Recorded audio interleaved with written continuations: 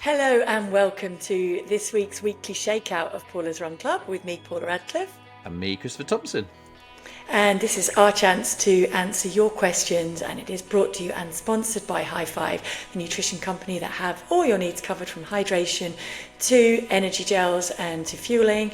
And don't forget that you can head along to their website highfive.co.uk and use the discount code Paula25 and get yourself some goodies to try out for yourself. And then write in and let us know on the listener interaction how you're getting on with them and any questions that raises. So without any further ado, Tomo, are we going to get on with the first one, which has come in to that WhatsApp number? Yes, absolutely. So this comes in from Kirsty. I ran my first marathon last week in Abingdon. Well done. Was very pleased, although very nearly getting caught up at the start with everyone going off too fast. I held back and finished strong in 3 hours and 56 minutes. Very good. I was expecting closer to 4 hours 15. Well done. That's a big jump. I'm 39, so now to get a good for age, I need to knock about 15 minutes off that. I signed up for Richmond Marathon in next September. How realistic is it I could achieve this by then? How's the best way to do this? Next September next year. I hope that's not the September just gone. I was just thinking that. I had to take a second. I have a few halves booked between now and then. We'll focusing on increasing speed to help the legs. Will focusing on increasing the speed on these help? Thanks so much for your advice. It has helped so much achieving my marathon before 40 dream, Kirsty. Well, fantastic. Well done for, like you say, getting your first marathon before you're 40. But now, as always, that bug of trying to do more, it gets us all. I think I just want to address a couple of things. Was one, well done for not getting caught up at the start, because I think, especially if you're not used to it, I think especially the first half an hour of any marathon race I don't think it's talked about enough how much it can actually ruin a race because of that hustle and bustle and that elbows. You need to get space. I mean, as elites, we kind of get used to that's taken for granted. We know when we go off, we know we're going to get space. We know we're not going to have to worry about other people. And I think quite often that one of the hardest things is not to get influenced by the people around you, especially those that are trying to dart through and catch up their pace. So I think the most amount of movement happens in the first half an hour. So well done for that. And I think that in itself obviously would have contributed to how well you ended up running. In terms of the good for age and getting 15 minutes off, absolutely it is, especially having been your first marathon and you're still learning the event, you're still learning a lot of stuff. 15 minutes in terms of can be knocked off through just by getting out the door and running without worrying too much, even before you start worrying about the finer details of increasing speeds and that. I think just getting out the door and being consistent will give you a big jump. And then on top of that, mentioning you've got pretty much a year before Richmond. I know Richmond Marathon well. It's a very fast course. It's a very good course, well put together by Tom Bedford and his team. And having those half marathons in place is really going to help build not just the confidence in your mind, but also the confidence in your body. And I think absolutely go for it. I think it's keep us abreast of your journey, but I think absolutely 15 minutes is more than achievable. And I think good luck, and I believe you will do it. I definitely do, and I second all of that. I mean, I think, Kirsty, it's phenomenal. You're already more than 15 minutes ahead of your expected outcome, I guess, from that first one. And at that rate of improvement, everybody improves from their first marathon. So totally realistic, I think, for you to aim for that good for age. As Tomo said, please keep us informed as to how it's going and how you do in Richmond. And by including that work on speed work alongside the long runs, they're the two main elements that you need in your training in the week. So you've got everything there that you need to, plus the motivation, huge amount of luck, and let's know how you do. And so the next one comes in from Evie, also to the WhatsApp message. Hi, Paula and Chris. Sorry, this is one of messages because one of lots of messages that I couldn't make it work on lots of different forums. I enjoy athletics and enjoy all distances, including cross country. I'm 12 years old. For a while now, when I've been doing cross country, I've been getting a pain in my shoulder, which disappears around 10 minutes after I've stopped. Do you have any idea what it is, or have any tips to help it? Thank you so much. Evie, what do you think, Tomo? It's always a tricky one, especially trying to interpret through message rather than seeing. Uh, I think she's saying she specifically gets it through doing cross country. So, I think I'm guessing it's some form of a stitch, but she's but in feeling her it in her shoulder. shoulder, because a lot of people will get in a stitch is kind of not so technical term, but it's basically usually between your ribs or intercostal muscles, isn't it? And it can be around the back in the shoulders. So I'm guessing, Evie, that might be what it is. You can look at how close to racing you're drinking, and eating, and make sure that there's a big enough gap, but also that you're not dehydrated or thirsty when you're starting to run, and try and play around and balance with that. Make sure that you warm up really well, particularly arm stretches, upright stretches, and kind of everybody thinks about stretching your legs because you're running with your legs, but you are of course running with all of your body, particularly in cross country, because that has to involve a lot of core stability. So a really thorough warm up and stretching might help, making sure that you stay warm right up to the start as well, because the cold weather can sometimes cause those little muscles to spasm. I think the fact that it's settling down within 10 minutes kind of does underline that it's nothing serious to worry about. It is those muscles that just maybe just need to warm up a little bit better, and ease into the running. So that's why doing some race pace strides before you get underway in the cross country, and indeed in any race that you're doing a couple at that effort for maybe just 10-15 seconds is enough just to kind of stretch out those particularly breathing muscles, and stabilization muscles, and get them ready to go. Yeah, I think rereading it as well. I think I'm right in saying that she's suggesting that it happens more during a cross country race rather than other types of races. So that would Yeah, suggest to me that cross country offers a lot more upper body demand for yeah, balance. And so, as you've said everything already, Paula, but I would hazard a guess that the instability of the ground is causing the upper body to potentially work quite hard to counteract that balance. And so therefore everything that Paula said to re-emphasize a good warm-up, activation, but also in particular around the core area and offering a bit more stability around the feet, ankles and hips might help with the upper body, just not to have to overwork too much as a potential thought process. But certainly, as Paula said, nothing to worry about. And the amount of things when I was 12 that I was getting pains or things were happening, and over time you sort of figure out how to work around it. I got a lot of knee issues when I was a kid, and thankfully they sort of cleared up, because again, when you're that age you're still growing, and you've got to allow the body to keep growing and not worry about, because your body's going to be very different from the age of 12 to when you're 15, yeah. 16, And 17. And so growing puts a lot of strain on it. I mean, was that good old exactly. Oscar?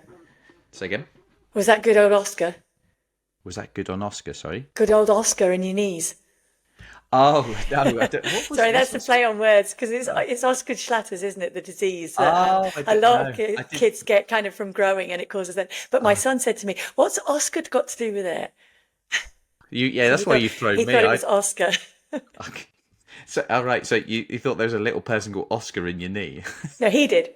No, I know. Then he thought it was named after somebody, but it is named after somebody, but it's Osgood, isn't it? Right. But Okay. yeah, But yeah. that is But why so many teenagers, especially when you grow quickly, your body has a little bit of catching up to do, and it can be felt in your knees in particular, that kind of stretching out. And sometimes running in the evening helps, and certainly a lot of stretching of the muscles around it. So the quad muscles, the hamstring, and the IT bands. I got to say, thank you so much, Evie, for texting in. I Yeah. really appreciate that. I think that's one of the things I love about this, is that hopefully everyone feels comfortable enough, no matter what your age and ability, that you can ask questions, and hopefully we've answered that satisfactorily. I can't And even I say that love word. that you're doing cross country as well. Good luck with that. Keep Yeah, doing that yeah. alongside the track. That's Paula's first love. Um, so yeah, no, well done, Evie, and keep us posted, and hopefully that helps and puts your mind at ease. But keep doing what you're doing. Right, the next one comes in. It's actually an anonymous email and it starts off, Dear Paula and Tomo, I've been listening from the first episode and straight away sent the pod to my home athletics group to recommend.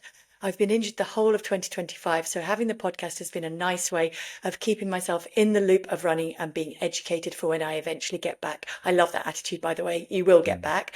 I was wondering if you could get someone on to talk about the experiences with underfueling, overtraining, and stress fractures.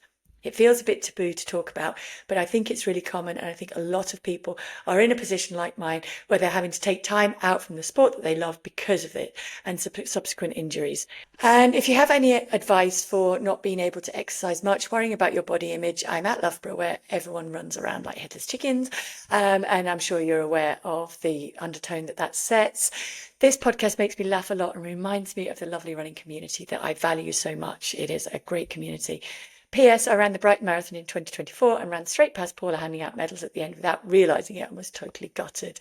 Well, don't worry about that. I'm sure if I see you again in the future, just come up to me and I'll just redo the whole medal thing and just to relive that moment. But a lot of people, when they finish the marathon, are very caught up, as you should be, in celebrating that milestone that you've got to and moving on from that. I think you were handing out medals there this year, weren't you, Tomo? Yeah. No one's been as fussed as you. Don't Yes, worry. they were. No, I just look like another worker. It's, but yeah, no, it was. Volunteer. Do you know what? I have to say, it's one of my fondest things to stand at the finish line of a marathon and see the mixture of emotions on people's faces. And so, Love it. in so many ways, I bless her for not getting the medal off you, but at the same time it's as much of a privilege to hand medals over to people achieving things as it is to receive them, because it's especially for us when we can identify with the incredible effort that everyone goes to and the personal journeys they go on. But yeah, so do you want to To get into answering the question. So it's the experiences with underfueling, overtraining, and how that can lead to stress fractures. And it is that age-old trap, isn't it? I mean, I've lost track of the number of people, because we know that body weight, well, it's more power to weight ratio is linked to performance in sport, but a lot of people fall into that trap of thinking that if I underfuel a little bit, I'll lose a little bit of weight, I'll run faster.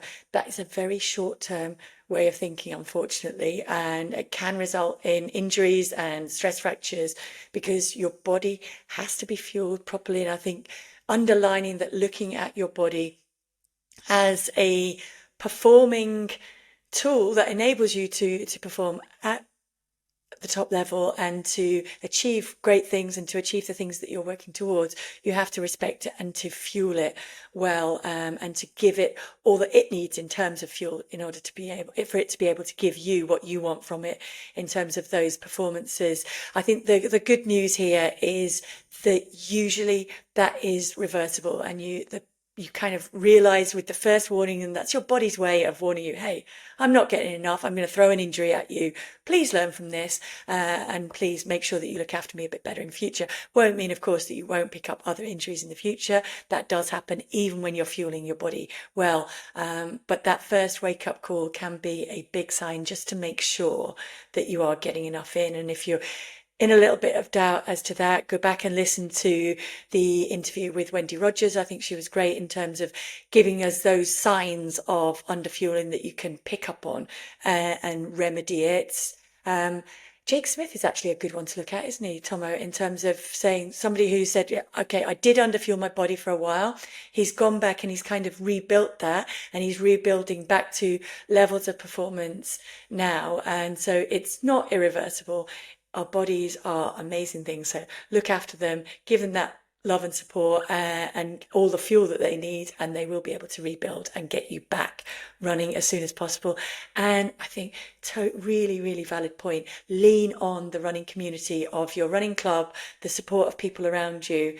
To another point that you've made here, it is, unfortunately, the minute you get injured and you have to sit out from your sport, it suddenly appears like everywhere you look, there is somebody who's able to be out there running past, and it just looks like everybody's able to do it, but not you. That you will get back to that. So keep the faith in terms of being able to get back to running and just concentrate on what you can do to come through the injury and rebuild. Yeah, I think And I mean, you've said it perfectly, Paula. So I want to address this in a slightly different tact because I think a lot of these things in running can kind of be, when it becomes to injuries, overtraining, and all that, can kind of come back to a fundamental reason of why is we're very passionate people, we're very driven, and actually sometimes running can be so cruel that our excessive passion and drive to do better and do more can lead to something like where you're underfueling or an injury or a stress. And I think that can be almost painted as a bit of a negative. And I think just because the result may end up in a bit of a negative place where we have got overtraining, if you take it back to the root of it is actually it's actually a good skill to be that focused and driven in the first place.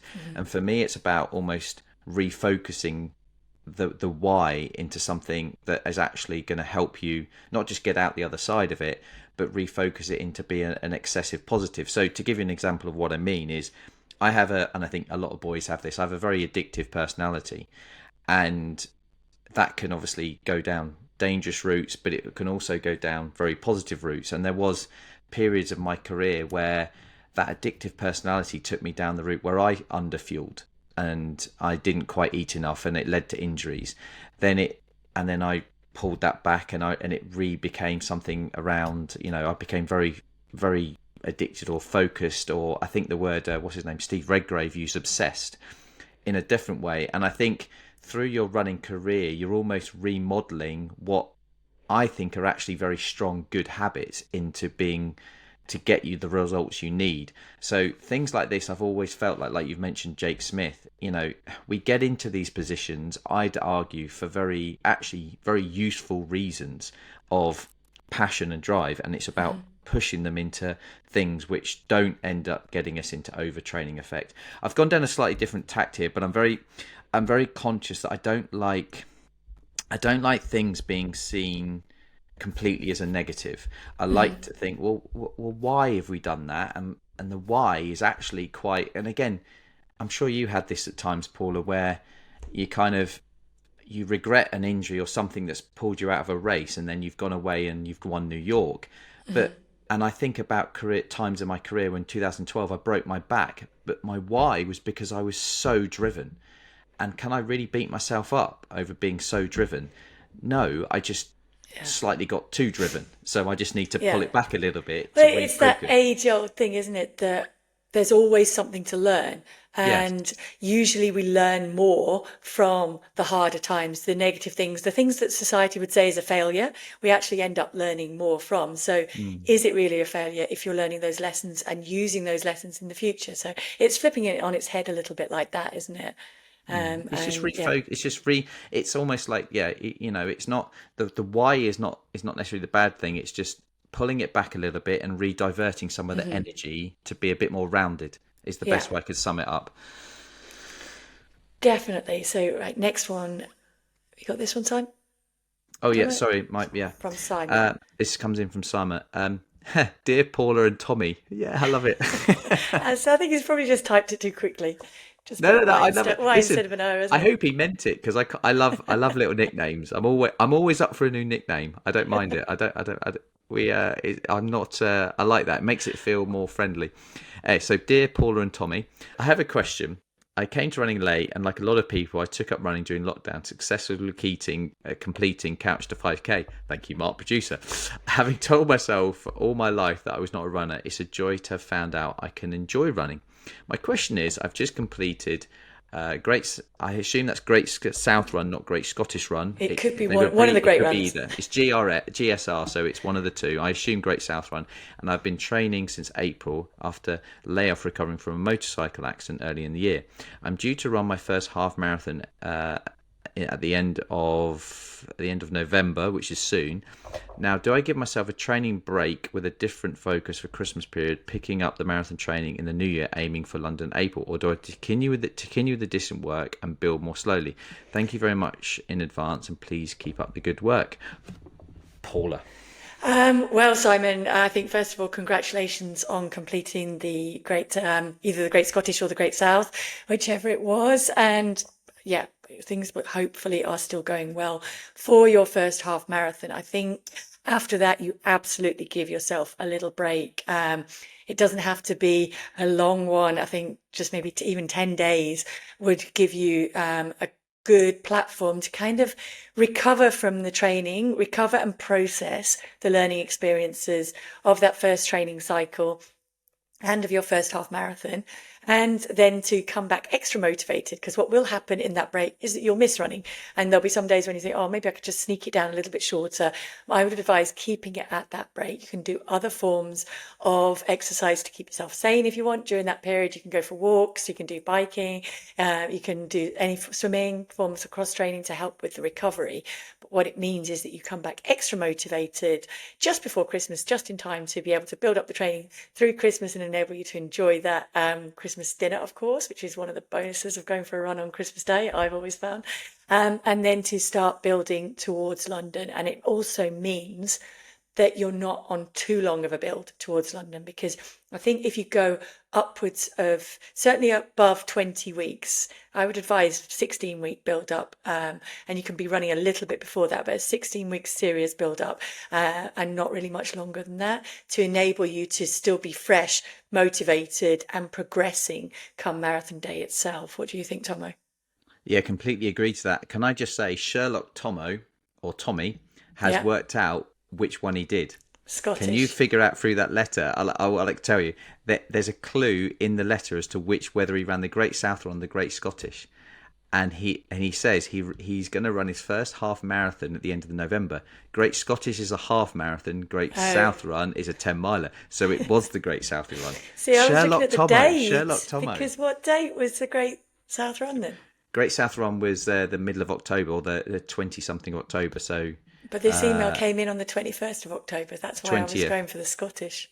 So no, he's just completed. It was that Yeah, weekend. just completed it. Yeah. Okay, all right. So Okay. yeah. So no, Sherlock Tomo, he's on Well the done, case. Sherlock. See? So yeah, no, I would completely agree. I think the thing we talk about, I think a lot with to complement marathon training is trying to get yourself into, or focusing, should I say, on 5K, 10Ks before you start a marathon build up. And I think after November, having that block into Christmas to kind of refocus on that sort of couch to 5K and those 10K kind of things, because what that will do, not just physically, condition wise, get your body ready, but mentally also, because marathon training is, as great as it is, there's a big mental component to that as well as physical, and I think making certain you start the year mentally fresh to do that, and I think the shorter stuff will help you feel that. Everything that Paula said, I think, will be great. And maybe, Paula, maybe we should do another build up to London in April. It's for these athletes to follow. Maybe, I don't know. Oh, What do you maybe. think? Well, I thought that was a given. I was just All assuming you right, were along for all right, that. all I right. was just I was assuming trying we to. were doing that. I We thought we had were so doing a much fun the marketing last ploy there, time. but There's no. no way we're not doing it this time, is there? Absolutely. Absolutely. So there you go. So So yeah, just get there yourself is your ready for the first pod. confirmation that we will be doing that 16-week build to London again. But I think we're growing it a bit this time, so we're going to keep on with the weekly shakeout through there. We might actually working on some great ideas to actually have physical get-togethers in the build-up as well, which I'm excited about because I love that coming together. I mean, I know I've gone on about it a lot, but I love the fact that so many people turned out in New York for that shakeout run, had so much fun actually physically meeting a lot of the people that we feel like we meet every week. And thank you so much for writing in with all of those questions. It feels like a good point to put in again that number +44 7564 747 914 and the email address Paula's Run Club at momentumbroadcast.co.uk or on socials at Paula's Run Club. And I think we've got time for one more Yeah, I think one question more. in this week, and this one comes in from David. He starts off with, I loved your episode with Holly Wooten and the chat about the extra challenge of self-navigated unmarked races, having never run more than 20 something kilometres. Ultras are way out of my reach, but a really accessible ultra light version of a self-navigated race I tried for the first time last year was the Edinburgh Seven Hills race. I wondered if you've heard about it or know of other similar races. It's a bit like urban orienteering. This sounds really cool, Tomo. I think we'll have to do one of these. You have to reach the top of all 7 of Edinburgh's hills in the right order. You get your bid punched at the top of each, and you can go any way you want to get to them, so you don't have to do them in a certain order.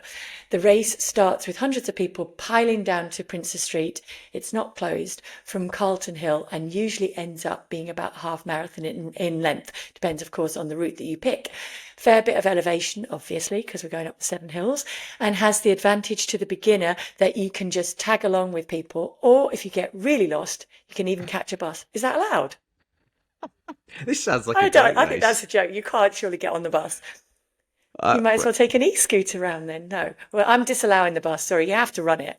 So unless you're running inside on the bus, well, you run up and down the bus, we'll let you off with that one. So much fun and a great way of seeing the city. The first hill is Edinburgh Castle, and really pretty challenging. Yeah, I've done that one. It is quite hard. If you want to try it fast, it's a brilliant change to a standard road race, lovely atmosphere and good camaraderie as everyone tries to find the quickest route, which is compatible with their risk threshold. Some veterans appear to be quite happy to throw themselves down cliff-like muddy precipices. Wow.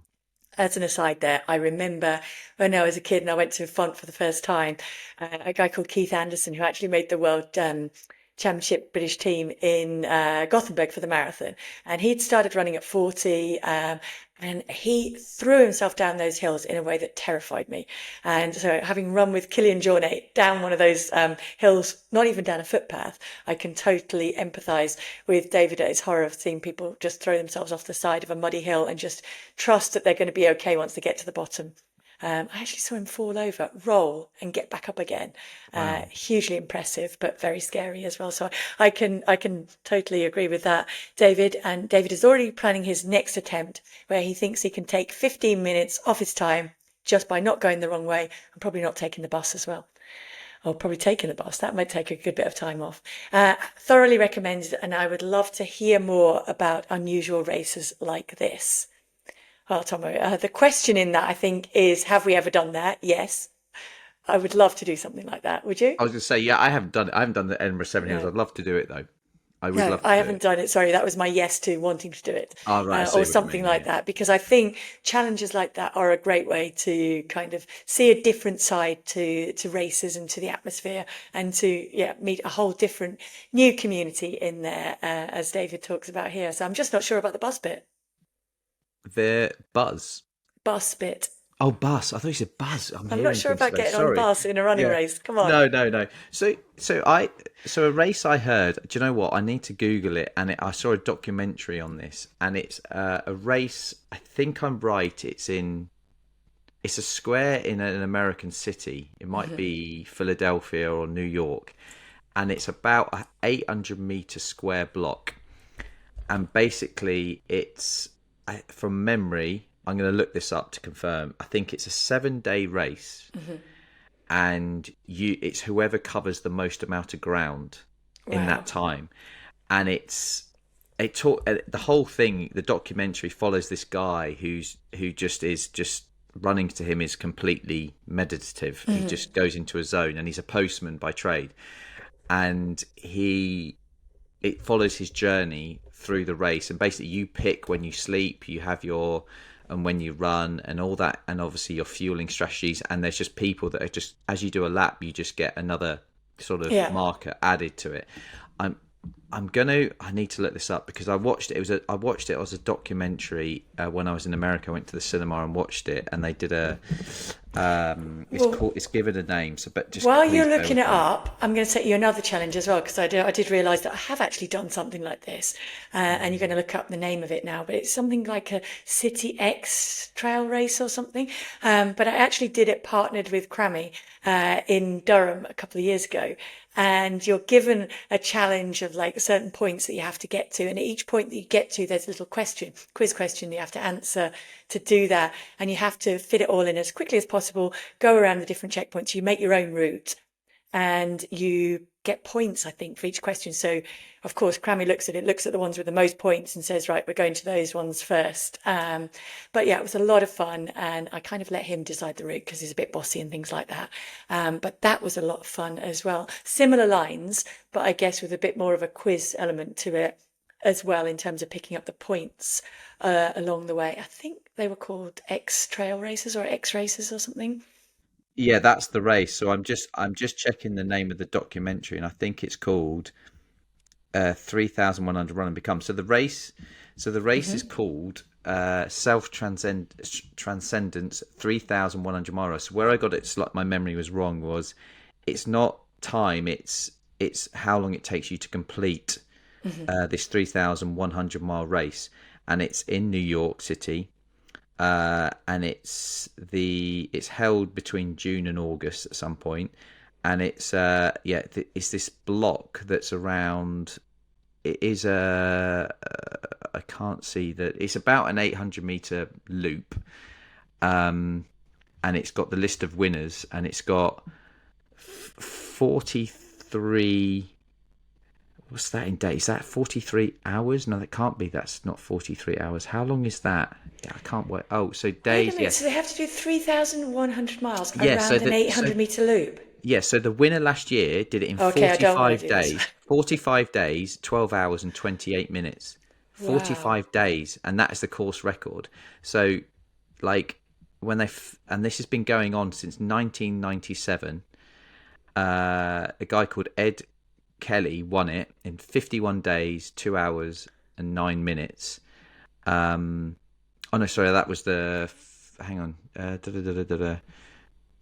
that's that. Sorry, that was the women's winner. The men's winner around 47. So hang on. So again, this is interesting when you talk about like like gender kind of like comparisons and ultras. How women. So last year, in 2023 or 2 years ago, the men's winner took 43 days and the women's winner was 45. But when you look at historically how that's actually very close when you compare to past years.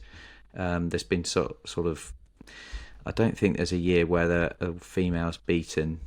Like, there's a lady took 63 days to finish it. That's incredible. The Yeah. documentary is called 3,100 Run and Become, and it's a fascinating kind of like story. But 3,100 self-transcended 3,100 mile race, and it's Wow. and it's this year. There is no record for 2025, but last year was Andrea Mercato, and he's won it 1, 2, 3, 4, 5. So for the last 5 years, the same Italian guy has won it, and he's taken 42 to 43 days each time.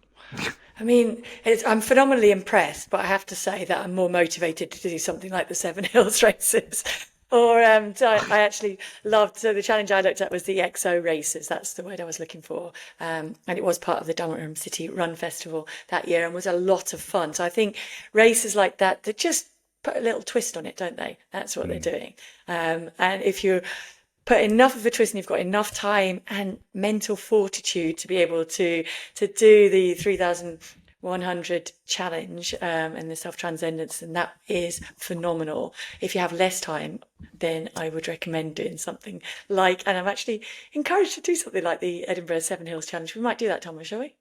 I think please. It's like you said, like when I was Googling that, it's like race around the world. We need to do these things because I Yeah. think between us, we've got good geography. Geography? Is that the right word? Skills, yeah. Yeah, If yeah. not, we'll just bring Crammy along because he's got Yeah, very yeah. good ones. Can I, before we go, I just want to work out what the average pace for the winner is. Oh, wow. Okay. Go So on then. what's 43 times 24 is what? Hang on. 43 times 24 is 1,000. Okay, so 1,032.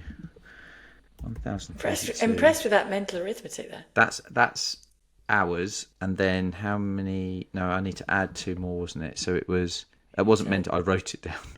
I know you And did. three, add 3 is 5. And how many minutes do you take? 4 minutes. I'm trying to be a bit too precise, but don't worry about it. And then 20. So what do you think? So what? Wow. So what do you think is average across 43 days? What was his minute miling average for 43 days to do I'm presuming he 3,000? had to sleep sometime in that, Yes. though. So Yeah, are we counting the hours of sleeping, or is it yeah. spread out? Because So how it works is it's as long as you take to do that. So they're yeah. counting. So if you sleep for 2 hours, that's Yeah, no, but factored what I in. mean is that, so that is in the total. So obviously it's not going to be like Yeah. 7 minute miling, No. because there's got to be some No. sleep time Yeah. in there. I'm going to guess 14. See, but I wouldn't have guessed 40. So 20-minute miling, Wow. which I think for 43 days, factoring in sleep, is incredible. That's mental. Anyway, Yeah. he asked for a crazy race. I've given it to him. He asked for one that you did, though, so I think you've twisted a little bit. Yeah. Yeah, the craziest race I've done is a 10K.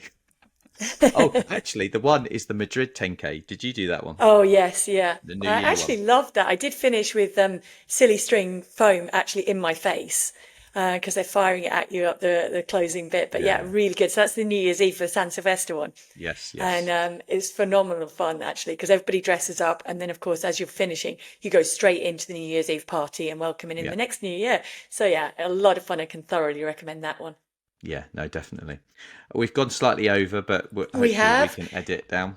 Thank you so much again for listening to this weekly Shakeout, sponsored by High Five. Thank you to High Five for their support in that. And just a reminder once again of that discount code, that is Paula25, and you can go along and get 25% off all of the High Five goodies that you shop for there. Don't forget that the main pod drops on a Monday, and this weekly Shakeout, of course, drops every Thursday. Thank you once again for all of the questions. Keep those coming in, please, to the WhatsApp number +44 7564 747 914, by email to paulasrunclub@momentumbroadcast.co.uk, and on socials @Paula's Run Club. Has been a Momentum Broadcast production. Thank you so much for listening, and we'll see you on Monday. Peace.